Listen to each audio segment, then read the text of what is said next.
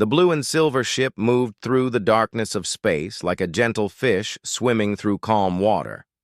Inside the ship called Harmony's Edge, alien scientist HFY looked at her screen with wide purple eyes.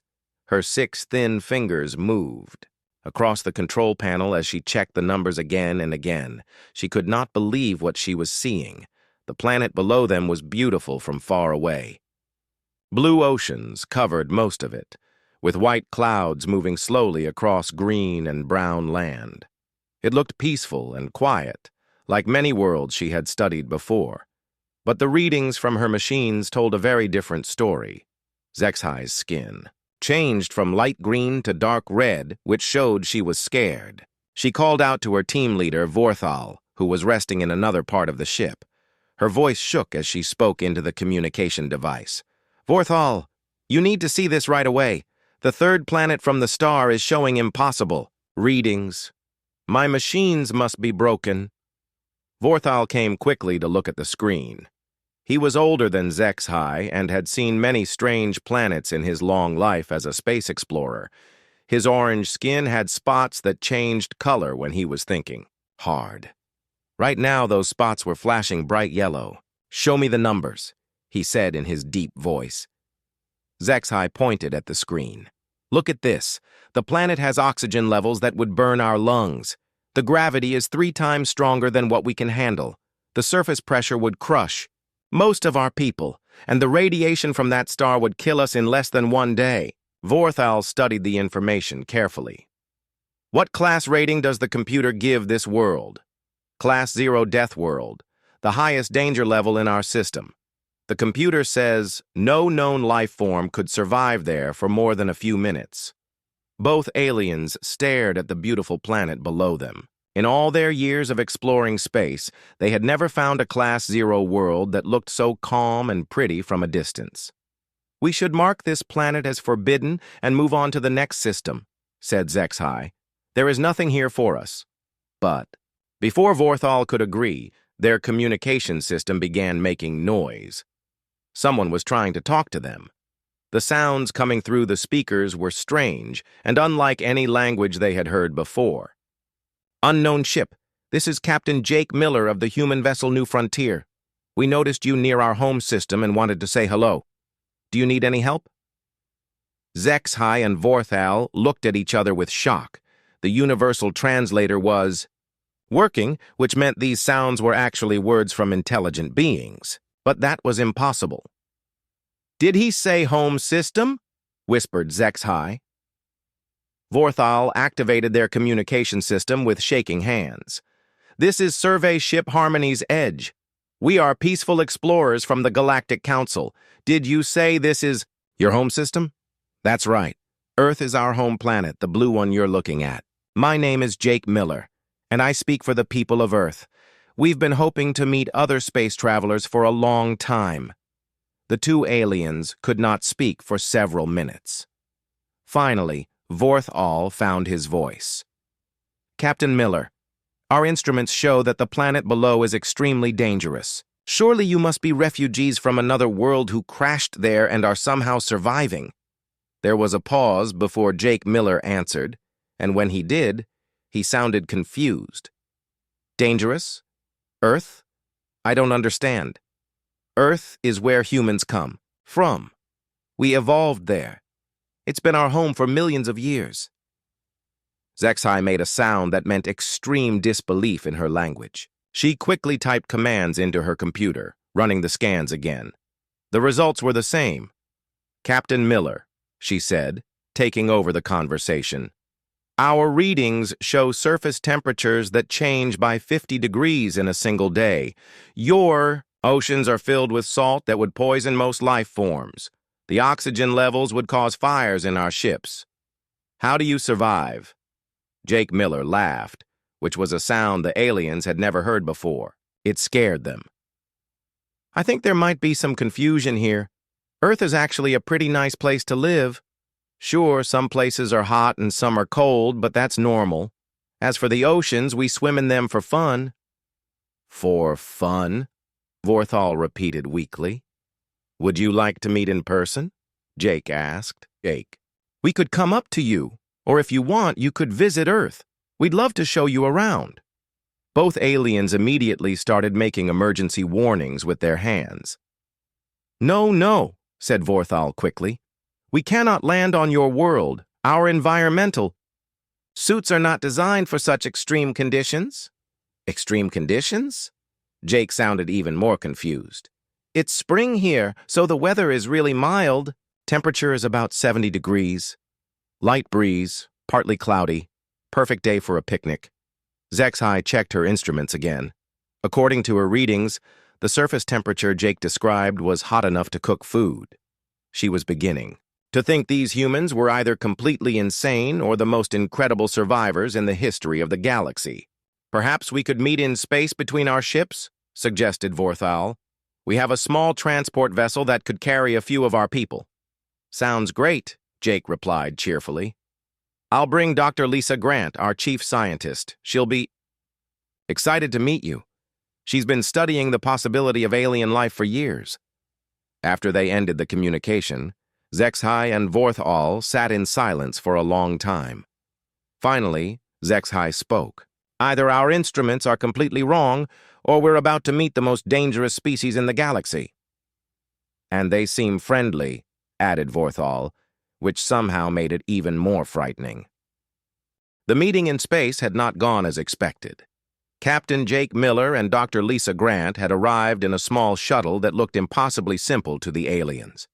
When they climbed out wearing only thin cloth uniforms and breathing masks, Zexhai and Vorthal were amazed the humans had not died instantly in the cold of space. Dr. Grant was a woman with short brown hair and kind eyes who smiled a lot. She carried a small device that she said could translate better than their ship computers. Jake Miller was tall with gray hair and laugh lines around his eyes. Both humans seemed relaxed and happy, which the aliens found disturbing. "Your planet readings show it should be impossible for life to exist there," Vorthal had explained during their space meeting, "yet you claim millions of your people live there comfortably." Lisa Grant had nodded and pulled out pictures on a small screen. "Here's my hometown," she said, showing images of green parks, blue rivers, and humans walking around without any protective equipment. "And here's where I went to college." The next pictures showed young humans sitting on grass under large trees, eating food and playing games. The aliens had stared at the images in horror. The humans were living completely exposed to the deadly environment, and they looked happy about it. "We would very much like to see your world for ourselves," Zexhai had said carefully. "But we will need extensive safety equipment." Now, 3 days later, the alien shuttle was approaching Earth's surface for the first time. Inside, Vorthal and Zexhai wore environmental suits that could protect them from the most dangerous planets known to science. With them was Kethmore, their safety expert who had spent 2 days preparing emergency evacuation plans. Commander Ryan Walsh waited for them in a forest in North America. He stood next to Dr. Amy Foster, who studied ocean life, and Dr. Nick Peterson, who studied rocks and soil. All 3 humans wore simple clothes and no protection at all. The alien shuttle landed with a soft thud. The 3 humans walked over to greet their visitors as the shuttle door opened slowly. The aliens stepped out carefully, their heavy suits making them move like they were walking through thick mud.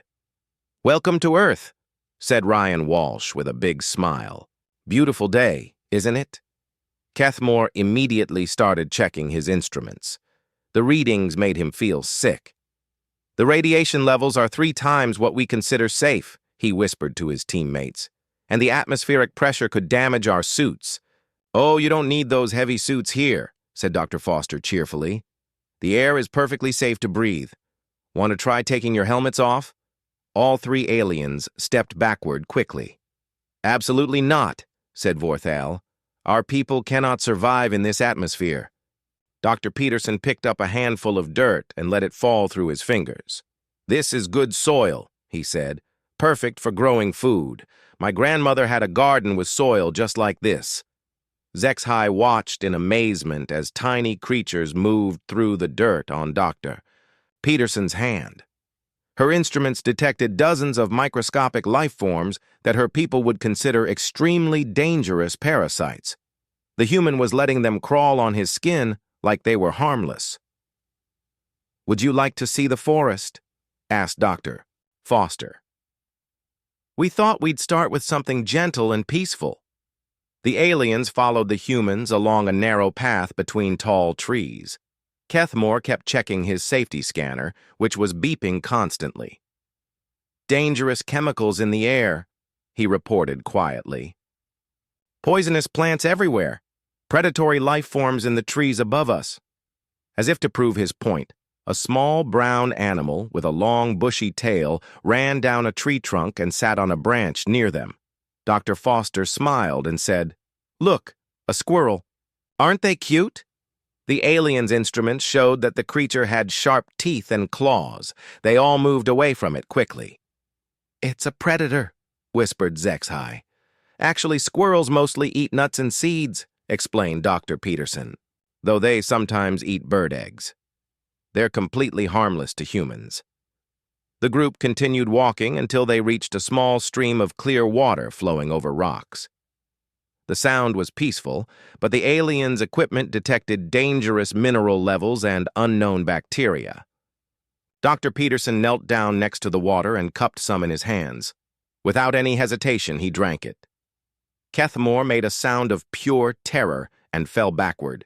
His suit's emergency system started flashing red warnings. "The water is contaminated," Vorthal said urgently. "You could die from drinking that." Dr. Peterson wiped his mouth and grinned. "This is mountain spring water. Some people pay extra money to buy water like this in stores. It tastes great." "We need to get you medical help immediately," said HFY, her voice high with panic. "I'm fine," Dr. Peterson assured them. "I drink from streams like this all the time when I'm hiking.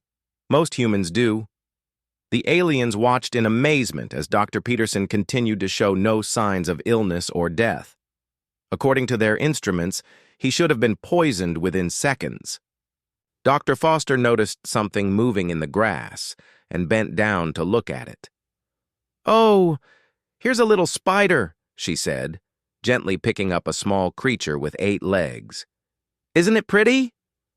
All 3 aliens screamed and activated their emergency beacon. On their homeworlds, creatures with 8 legs were considered to be among the most dangerous life forms in the universe. "Put it down," Vorthal shouted. "Those creatures are deadly." Dr. Foster looked confused but set the spider back in the grass where it crawled away peacefully. "It's just a house spider," she said. "They're actually helpful because they eat insects that bother us." "You let them live near you?" asked Kethmore weakly. "Sure," said Dr. Foster. "Most people have spiders in their homes. They don't hurt anyone." The aliens looked at each other through their helmet visors. They were beginning to understand that humans had a very different idea of what was safe and dangerous. What scared them most was that the humans seemed to be right. Despite living on a world that should have killed them instantly, they were healthy and happy. As they walked back toward the shuttle, Ryan Walsh asked, "So what did you think of Earth so far?" Vorthal tried to find words that would not sound rude. "Your world is very interesting. We had not expected to find life here at all." "Oh, this is just the beginning," said Dr. Foster with excitement. "Wait until you see the ocean or the mountains or the desert. Earth has so many beautiful places." The aliens exchanged worried looks. If this peaceful forest was what humans considered gentle and safe, they were terrified to imagine what the rest of the planet might be like. The next day, the humans decided to show their alien guests what they called a tourist attraction. Park Ranger Billy Hayes met them at the entrance to a place called Yellowstone National Park. He was a man with sun-darkened skin and a cheerful attitude who seemed to enjoy his work very much. "Welcome to one of Earth's most beautiful parks," Billy said, as the heavily suited aliens climbed out of their transport vehicle. "Millions of people come here every year to relax and enjoy nature." Kethmore immediately started taking readings with his safety equipment. The numbers made him feel dizzy. "Massive seismic activity detected," he reported to his teammates. "Volcanic gases in dangerous concentrations. Ground temperature readings suggest we're standing on top of an active volcano." Billy heard this and nodded happily. That's right. Yellowstone sits on top of a supervolcano. That's what makes this place so special. Come on, I'll show you the geysers. The three aliens followed Billy along a wooden walkway, their heavy boots making loud sounds on the boards. Around them, they could see steam rising from the ground and smell chemicals that their suits warned them were toxic. "This whole area should be evacuated immediately," whispered Vorthal to his companions. No intelligent species would build walking paths over an active volcanic zone, but Billy was pointing excitedly at different spots along the path. "See that pool of water there? It's about 200 degrees, and over there, that's where Old Faithful shoots water into the air every 90 minutes or so." As if it had heard him, a loud rumbling sound came from the ground. The aliens' equipment started beeping frantically as they detected a massive buildup of pressure beneath their feet. "Emergency evacuation needed," Kethmore said urgently. "Volcanic eruption imminent." But Billy just checked his watch and smiled. "Right on time," he said. Suddenly, a huge column of boiling water shot up from the ground about 50 meters away. It rose higher than the trees, creating a cloud of steam that drifted across the area. The aliens activated their emergency shields and prepared to run for their shuttle. Billy started clapping his hands. Around them, dozens of human families who had been waiting nearby also clapped and cheered. Small human children pointed at the water and laughed with joy. "Isn't that amazing?" Billy asked the aliens. "Old Faithful has been doing that for thousands of years. It's one of the most reliable geysers in the park." The aliens stared in shock as the boiling water fell back to Earth and the steam slowly cleared. The humans around them were taking pictures and talking excitedly about how beautiful it was. "The water temperature was over 200 degrees, said Zexhai in a shaky voice. "That could kill instantly." "Well, you wouldn't want to fall in," Billy agreed. "But it's perfectly safe to watch from here. The kids love it." The group continued walking through the park, and the aliens saw more impossible things. Pools of water in bright colors that their instruments said were full of deadly bacteria. Humans walking on thin wooden platforms over ground that was so hot it could melt metal. Families eating food while sitting just a few meters away from toxic gas vents. The worst part was when they reached the ocean later that day. Marine Captain Kate Johnson met them at a place called the Pacific Coast. She was a strong woman with short blonde hair who seemed completely comfortable near the massive body of dangerous liquid. "This is one of my favorite beaches," Kate said, looking out at the endless water. "I learned to swim here when I was 5 years old." The aliens' instruments were going crazy. "Massive pressure system detected," Kethmore reported. "Corrosive salt levels that would dissolve our equipment. Multiple large predatory life forms moving beneath the surface." Kate nodded as if this was normal. "Oh, yes. There are sharks out there, and whales and all sorts of fish. The ocean is full of life." "Sharks?" repeated Vorthal weakly. "Apex predators with multiple rows of sharp teeth," Kate explained cheerfully.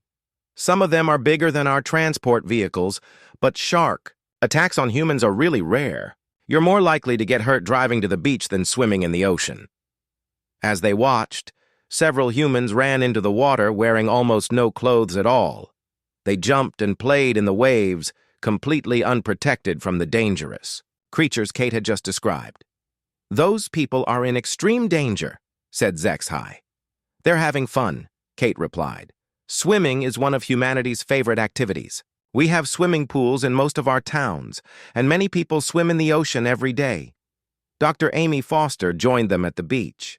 She was carrying a device for studying marine life and seemed excited to talk about her work. "I've spent my whole career studying ocean creatures," she said. "Last week I went diving to observe great white sharks. They're magnificent animals." You went into the water with the apex predators? Asked Vorthal in horror.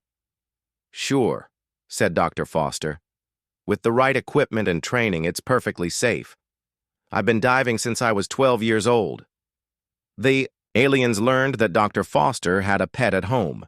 When she showed them pictures, they nearly activated their emergency evacuation system again. The creature in the photo was clearly a predator with sharp teeth and powerful muscles. This is Max, Dr. Foster said proudly. He's a golden retriever, sweetest dog you could ever meet. You keep a predator in your home? Whispered Kethmore. Dogs aren't predators to us, Dr. Foster explained. They're our companions, humans domesticated, wolves thousands of years ago, and now dogs are our best friends. Most families have at least one dog or cat. Cats are predators too, added Kate helpfully. But they're really good at catching mice, so people like having them around. The aliens sat in stunned silence as they processed this information.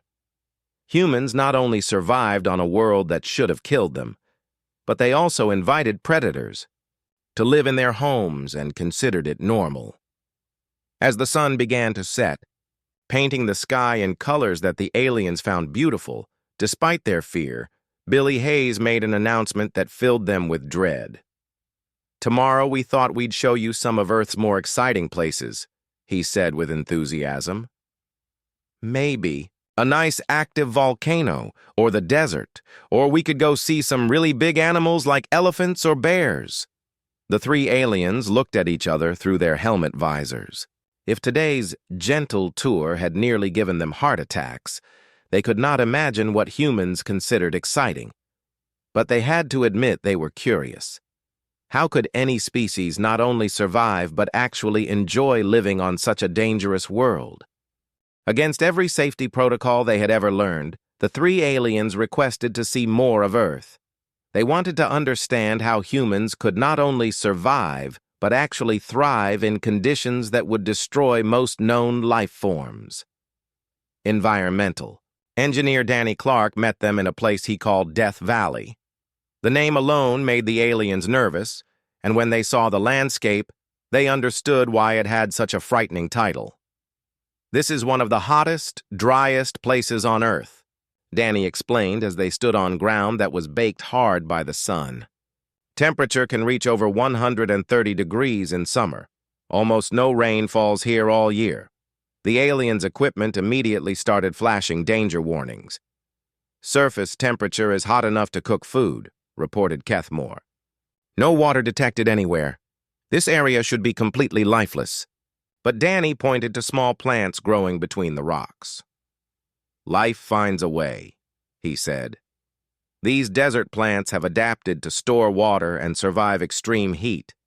And if you know where to look, there are animals here too. As if to prove his point, a small lizard ran across the hot sand and disappeared under a rock. The aliens watched in amazement as the tiny creature moved quickly across ground that would have burned their feet even through their protective suits. People actually live in this desert, Danny continued. There are towns and cities throughout this region. Some people choose to move here because they like the warm weather. They choose to live here? Asked Zexhai in disbelief. Sure, Danny said with a smile. My Uncle Pete has a house about 50 miles that way. He moved here when he retired because he got tired of cold winters. The next stop was even worse. Dr. Carol West met them at an active volcano in Hawaii. She was a woman who studied volcanoes for her job, and she seemed completely comfortable, standing near what the aliens considered to be certain death. This is Kilauea, Dr. West explained, pointing to the smoking mountain. It's been erupting continuously for over 30 years. One of the most active volcanoes in the world. The aliens' instruments detected temperatures that would melt their ship's hull and gases that would poison entire cities. We need to leave immediately, said Vorthal. This location is not safe for any living creature. But Dr. West was already walking toward the lava flows, carrying equipment to collect samples. I need to get some fresh lava for my research, she called back to them. This is the best time to collect samples, when the lava is still liquid. The aliens watched in pure terror as Dr. West approached molten rock that was over 2,000 degrees hot. She used a long metal tool to collect some of the liquid fire in a special container, working as calmly as if she was gardening. "My daughter is at summer camp this week," Dr. West mentioned casually as she worked. "They're teaching the kids rock climbing and wilderness survival. She's only 12, but she loves outdoor adventures." Keth Moore made a sound like a broken machine. "Human. Children are trained for survival in extreme environments from an early age. We want our kids to be comfortable in nature," Dr. West replied. "Rock climbing teaches them strength and problem solving. Plus, it's fun." The breaking point came when they met Pete Murphy, the 87-year-old farmer that Danny Clark had mentioned. Pete lived in a small house surrounded by fields where he grew food and soil that the aliens' instruments said was full of dangerous bacteria and toxic minerals. Pete walked toward them without any protective equipment, moving slowly, but steadily despite his advanced age. His skin was dark from years in the deadly sun, and his hands were rough from working in the poisonous soil. "Nice to meet you, folks," Pete said in a friendly voice. "Danny tells me you're from outer space. That's pretty exciting." The aliens stared at him in wonder. According to their calculations, Pete had survived on this deadly world for over 8 decades. He had breathed the toxic air for more than 30,000 days and had somehow not only lived, but appeared to be in good health. "How is your survival possible?" asked Zexhai. Pete laughed, which still scared the aliens even though they had heard humans make this sound before. "I guess I've been lucky. Good food, hard work, and clean living. Plus, this old planet takes care of us if we take care of it." "But the environmental hazards," protested Vorthal. "The radiation, the toxic atmosphere, the extreme temperatures." Pete looked confused. "I'm not sure what you mean. Earth's always been a good home to me and my family. My great-grandfather farmed this same land, and his great-grandfather before him. We've been here for over 200 years. Weather forecaster Julie Adams arrived just as Pete was telling them about his family history. She looked at the sky and made an announcement that sent the aliens into immediate panic. "Looks like we're going to get a thunderstorm this afternoon," Julie said cheerfully. "Should be a good one. The weather radar shows some strong cells moving in from the west." The aliens' equipment detected massive electrical buildups in the atmosphere and pressure changes that their computers classified as a planetary emergency. "Must evacuate immediately," said Keth Moore. "Massive electrical discharge event approaching. Atmospheric pressure dropping to dangerous levels." But Julie just looked at the clouds with appreciation. "I love a good thunderstorm. The lightning is beautiful, and the rain will be good for Pete's crops." Pete nodded in agreement. "Nothing like a summer storm to cool things down and water the fields. You folks should come inside and we'll make some hot chocolate while we wait for it to pass." The aliens could not understand how humans could be so calm about what was clearly a deadly atmospheric attack. On their worlds, electrical storms required entire cities to take shelter underground until the danger passed. As the first raindrops began to fall, Pete invited them into his house. The aliens reluctantly followed, their heavy suits barely fitting, through the doorway. Inside, Pete's house was filled with what the aliens now recognized as typical human insanity. There were pictures on the walls showing Pete's family swimming in the ocean, climbing mountains, and standing next to dangerous wild animals. His kitchen contained devices for heating food to temperatures that would sterilize medical equipment. "My grandson is studying to be a marine biologist," Pete said as he prepared hot chocolate on a stove that burned actual fire. "He wants to study whales in the Arctic Ocean." "The Arctic Ocean?" repeated Vorthal weakly. "Sure," said Pete. "Water so cold it'll freeze you solid in minutes, but the whales love it there. Humans go there too, for research and adventure." Outside, the thunderstorm had arrived. Lightning flashed across the sky and thunder shook the house, but Pete just watched through the window with a peaceful expression. "Beautiful storm," he said contentedly. This old planet sure knows how to put on a show. The aliens huddled together, in their protective suits, surrounded by environmental dangers that should have killed them all instantly, listening to an elderly human talk about his deadly world like it was the most wonderful place in the universe. Back aboard the Harmony's Edge, HFY sat in front of her computer trying to write a report that would not get her sent to a mental health facility. How could she explain to the Galactic Council that she had discovered a species living comfortably on a world that their best scientists considered uninhabitable? Vorthal paced back and forth across the ship's main cabin, his orange skin flashing colors that showed deep confusion. "We need to completely redesign our threat assessment system," he muttered. "Everything we know about planetary habitability is wrong." Kethmore was studying the data they had collected, checking and rechecking the numbers. "The readings are accurate," he confirmed for the 20th time. "Surface radiation levels that would kill most species in hours. Atmospheric pressure that would crush our people. Temperature variations that should prevent any stable life forms. And yet humans have built cities there," added HFY. "Millions of them live and work and raise families in conditions we would classify as weapons-grade environmental warfare." The three aliens had spent the last week observing human behavior, and each day had brought new impossibilities. They had watched human children play games that involved running across ground hot enough to burn flesh. They had seen adults voluntarily jump from great heights with only thin pieces of cloth to slow their fall, calling it fun. Most disturbing of all, they had learned that humans actually sought out dangerous environments for something they called vacation. Humans traveled to places with active volcanoes, extreme temperatures, and deadly wildlife because they found such places relaxing and enjoyable. "Look at this," said Vorthal, pointing to his data screen. "Humans climb mountains where the air is too thin to breathe properly. They swim in waters cold enough to stop their hearts. They explore caves deep underground where they could be trapped forever.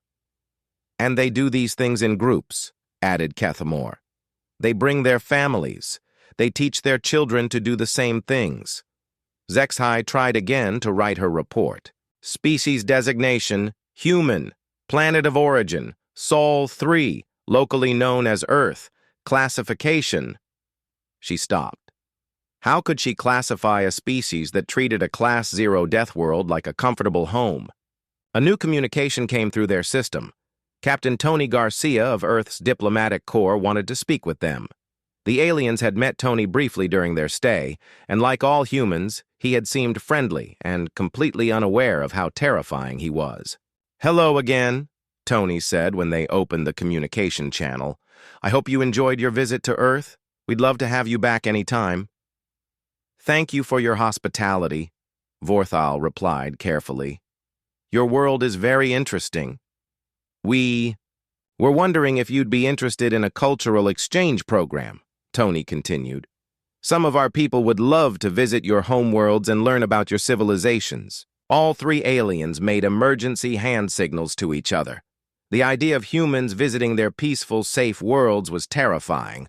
What would happen when beings who considered volcanoes and shark-infested waters to be recreational areas encountered? Civilized planets? "That is a very generous offer," said HFY slowly. "But our worlds might be too boring for your people.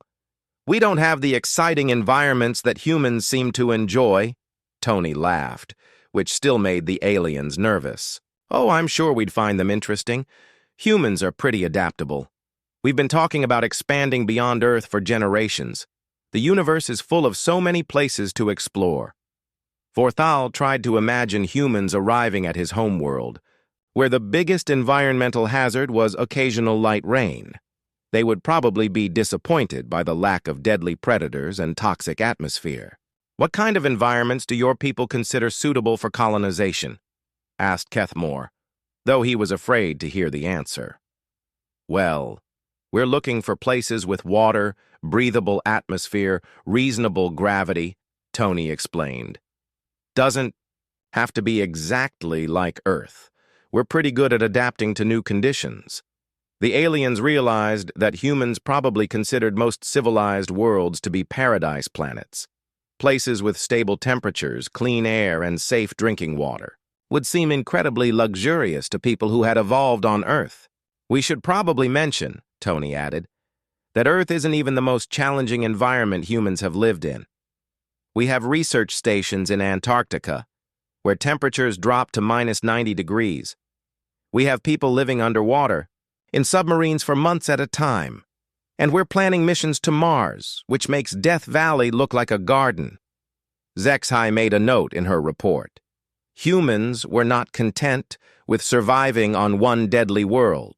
They actively sought out even more dangerous places to live. We're also working on generation ships for really long space voyages, Tony continued enthusiastically. The idea is that humans could travel to distant star systems, living their entire lives in the void between worlds. Sounds exciting, doesn't it? To the aliens, it sounded like the most terrifying thing they had ever heard. Humans wanted to live in the empty darkness of space, traveling for decades through an environment that would kill any sane species instantly. Before we end this conversation, Tony said, we'd like to invite you to stay for one of our traditional celebrations. Tomorrow, we're having a barbecue to welcome some new neighbors to the area. Great food, music, and we're planning to watch the sunset from the beach. The aliens knew that human barbecue involved cooking food over open flames, and beaches were where humans went to expose themselves to radiation while swimming with predators. That sounds lovely, Vorthal lied politely, but we should return to our own people and report our findings. Of course, Tony replied. Thanks again for visiting. It's been wonderful to meet our first alien friends. Safe travels, and remember, you're always welcome on Earth. After they ended the communication, the three aliens sat in silence for a long time. Finally, HFY returned to her report. Species designation: human, she wrote. Planet of origin: Sol 3, a Class 0 death world that the inhabitants consider to be a nurturing home environment. Threat level: unknown. Recommend extreme caution in all future interactions. Suggest complete revision of habitability standards. She paused, then added a final note. Humans appear to be friendly, intelligent, and completely insane by galactic standards. They have somehow turned evolutionary adaptation into an art form. Do not, under any circumstances, allow them to visit civilized worlds without extensive preparation and warning systems. Vorthal programmed their ship's navigation system for the safest star system they could find, somewhere far away from the pleasant, cheerful beings who thought paradise was a world that would kill most civilized species just by existing. As the Harmony's Edge jumped to hyperspace, its crew members were already planning how to warn the rest of the galaxy about humanity. They would need new categories, new threat assessments, and probably new words to describe a species that could make friends with apex predators and build playgrounds on active volcanoes. But despite their fear, all three aliens had to admit that they found humans fascinating. In all their travels across the galaxy, they had never met anyone quite like the people of Earth.